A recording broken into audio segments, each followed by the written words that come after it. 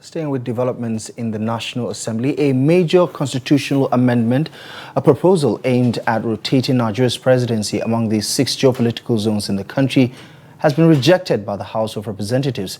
The controversial bill, along with 6 others, failed to scale through second reading in this report.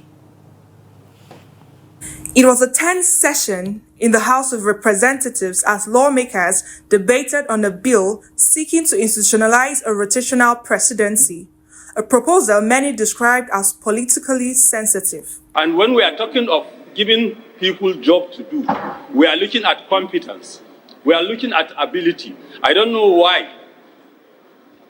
Indirectly, it's like in every political parties, there is an arrangement that North will do this term, the South will do this term. So I believe this is something that we must not put in our constitution. We should allow it as it is. Madaki's remarks set the tone for strong opposition, with lawmakers from Oyo, Kaduna, and Ogun joining the chorus of criticism, warning that the bill could harm national unity rather than strengthen it.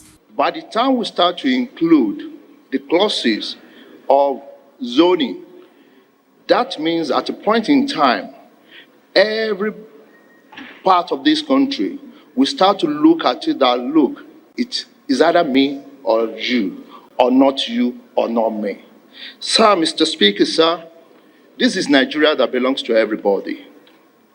Everybody should be given the right to stand and contest for this office of the president at any point in time. It prevails, sir. I think part of the reason why this sense of injustice continues to go on is because of the failure of governance, the failure of social equity.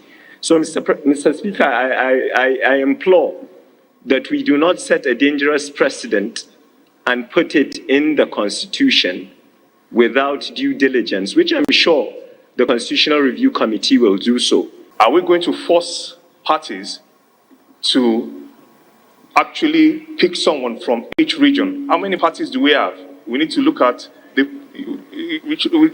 zone. We need to look at party politics. But not everyone agreed, as some members of the House, particularly from the South and Northeast, supported the bill, arguing it would offer long overdue inclusion to historically marginalized regions. The bill in question, obviously, is set to cure an age-long injustice in our land, especially the minority zones in the region, in Nigeria, which if the presidency of this nation and the vice presidency of this nation is allowed to be struggled in terms of election, they will not have a chance of getting to that climax.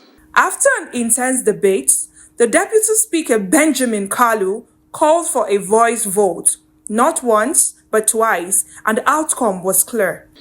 I put the question again, those who support that 1 to 7 constitutional review, go to the Committee on Constitutional Review for it to progress. Say aye. Aye.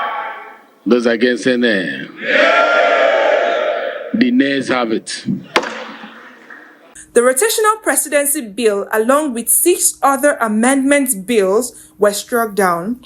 Among the other proposals was one suggesting a transfer of political party registration powers from INEC to a new Registrar General office. In the aftermath, Chairman of the Rules and Business Committee, Francis Wave, moved for a motion to revisit each bill separately, a motion expected to be formally presented on the next legislative day. As the National Assembly continues its constitutional review process, the debate over power rotation and other key reforms is far from over. The House is expected to revisit the bills one by one in the coming weeks, with no guarantees any will pass.